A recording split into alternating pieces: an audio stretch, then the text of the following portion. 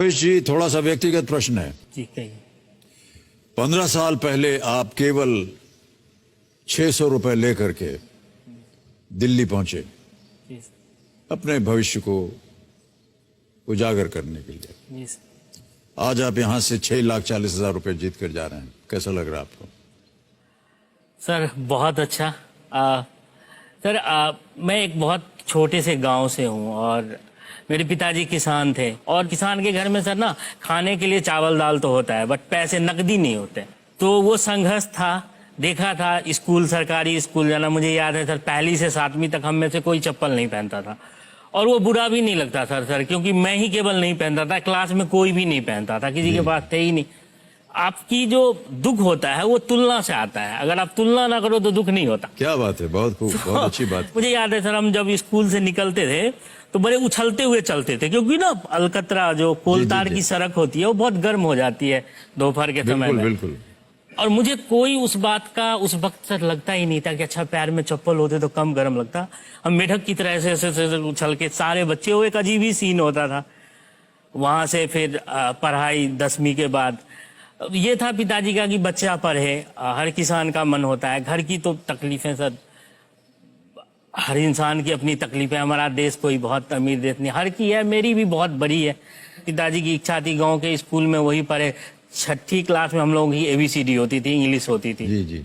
ये है कि सर अगर आप पढ़ने में ठीक हो ना तो शिक्षक आपकी बड़ी वो करने लगते हैं। हाँ, शिक्षक का जुड़ाव हो जाता है, आपको कोई वैल्यू नहीं देता ना। इवन कई बार परिवार, घर, दोस्त, समाज, शिक्षक आपको जरूर प्यार करते हैं अगर आप पढ़ने में अच्छे हो या अपने काम में अच्छे हो तो उनका लगाव रहता है। तो शिक्षक का प्रोत्साहन रहा। फिर पिताजी, मुझे याद है 600 रुपये दे के मुझे भेज दिया उन्होंने, हमने अपनी पढ़ाई के लिए। फिर मेरे भाई साहब आए, आज मैं इनको अपने साथ इसीलिए लाया हूँ कि ये मेरे पूरे जर्नी के हस्ताक्षर हैं। श्रीकांत झा है नाम, ये खुद ही बहुत कम कमाते थे और अपनी लगभग पूरी कमाई जो है मेरे पढ़ाई में दे देते थे। उन्होंने पूरी पढ़ाई कमाई अब मेरे पढ़ाई में दे दी। और क्यों लगा भाई साहब आपको कि आपको अपनी कमाई से अपने भाई को और आगे बढ़ाना चाहिए? सर मुझे लगता है कि गरीबी एक ऐसा टीचर है जो हमेशा कुछ न कुछ अच्छा करने के लिए प्रोत्साहित करते रहता है इंसान को।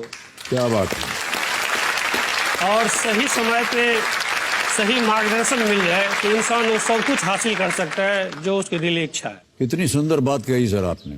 गरीबी सबसे बेहतर शिक्षक होता है, वो प्रोत्साहित करता है कि हम और आगे बढ़ें। वाह क्या बात है, बहुत खूब।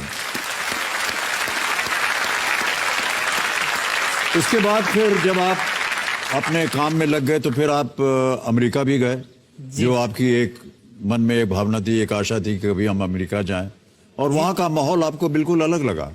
क्या अलग था वहां पर? एक ये था कि हम 6ठी में ABCD पढ़े थे तो हमारे लिए अमेरिकन कल्चर, इंग्लिश ही अपने आप में एक नई चीज है क्योंकि आप अंग्रेजी, आपके अंग्रेजी स्कूल से नहीं हो, आप एक सरकारी स्कूल से हो और हमारी प्रोनाउंसिएशन डिफरेंट होती है सर। अभी भी कई बार प्रॉब्लम आती है, अब तो दिन रात उन्हीं के साथ काम करना पड़ता है, बट हमारी प्रोनाउंसिएशन अलग है और उनकी अलग है। लेकिन सर जो भी प्रोनाउंसिएशन है बहुत मीठी है। तो वो एक था, पिताजी को भी लगता था जब कभी सुनते थे आस पड़ोस में कि कोई विदेश गया है तो मेरा बेटा भी विदेश जाता। और फिर वक्त आपको जैसे जैसे आपकी मेहनत, वक्त, लोगों का साथ तो आगे ले जाता। तो मैं अमेरिका गया, इसी साल गया हूँ मेरे लिए, और ये एक सपना साकार होने जैसा है। कंपनी ने ही मुझे स्पॉन्सर किया था। तो एक अलग है सर, कई चीज़ों में अलग है। जैसे मुझे अलग लगा वहाँ का कि एक इंफ्रास्ट्रक्चर उनका बेहतर है पहले से है। दूसरा कि वहाँ पे महिलाएं बहुत लिबरेटेड हैं सर, क्योंकि मेरे वहाँ पे जैसे हम यहाँ 70 लोगों की टीम है, वहाँ भी हमारे डिपार्टमेंट की 70 लोगों की टीम है, उसमें 68 महिलाएं हैं। 68। हाँ, और सर केवल 2 पुरुष और उनकी एज सर 70-75, काफी दिनों से, वो 50-50 साल से इस हेल्थ केयर फील्ड में है। हम लोग तो अभी 10 साल से आए हैं, 15 साल से।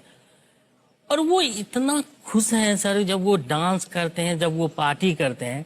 हमारे यहाँ तो महिलाओं को पहले ही महत्वहीन कर दो, और गलती से उनकी एज अगर 50 हो गई तो उनको तो बाहर खटिया पे बिठा के राम राम करवाना है, हमें और कुछ करवाना ही नहीं है। मैं सर आपके माध्यम से कहना चाहता हूँ, अगर आप 40 साल 50 साल के हैं तो अभी तो आपने जीना शुरू किया है, महिलाओं के लिए कहना चाहता जी, हूँ जी। पूरी लाइफ जिए। मैं देख के आया हूँ वो लोग कैसे जी रहे हैं। प्लीज अपनी पूरी लाइफ अच्छे से जिए, जो मन है वो वाह, वाह, कीजिए और क्या जरूर बात है। जिए।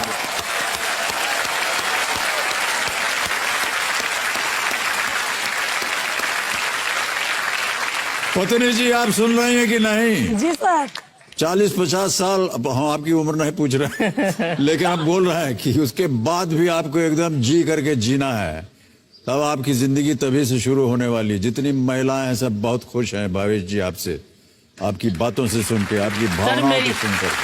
सर मेरी 2 बेटियां हैं और मैं लिखता हूँ, तो मैंने उन 2 बेटियों के लिए कुछ लाइन लिखी है और जो इस चीज से कनेक्ट हो रही है। जी, जी। अगर आप सर अनुमति जी, जी, दे तो बिल्कुल, 2 बिल्कुल, लाइन। कहिए। हाँ।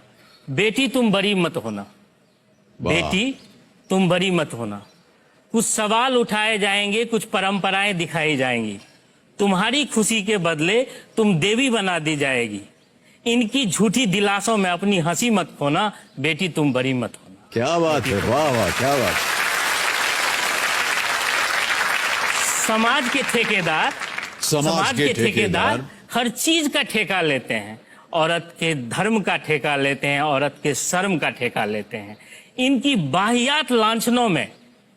बाहियात लांछनों से दुखी मत होना, बेटी तुम बड़ी मत होना, क्या बात बेटी है, तुम बहुत बड़ी खूब, मत। बहुत खूब। सर अगला लास्ट है, 2 जी। पंक्तियां हैं, अंतिम अंतिम 2 क्षण, पंक्तियां जी। हैं कि बड़ी होकर न तुम कोई झूठा संसार बसाना, अपने आंसू के कीमत पे न घर परिवार बसाना, जिस रिश्ते में प्यार न हो उस पर सती मत होना, बेटी तुम बड़ी वाह, वाह, मत क्या होना, बात बेटी है, तुम बहुत बड़ी। खूब सर, बहुत बहुत बधाई आपको। आजकल के समाज का आपने उल्लेख कर दिया एकदम एक छोटी सी कविता में, क्योंकि हम यही देखते हैं हर दिन महिलाओं के प्रति क्या क्या अनौपचारिक चीजें होती रहती हैं। और ये जो आपने कहा ये बहुत ही सुंदर कविता है सर, इसको छपना चाहिए। आप हमको दे दीजिएगा, हम अपने सोशल मीडिया पे छाप देंगे इसको। सर बहुत बहुत धन्यवाद, बहुत बहुत धन्यवाद। आपकी विचारधारा जो है वो बहुत ही अव्वल है, बहुत ही ऊंची है। For more updates, subscribe to our channel, click the show links and enjoy watching the videos.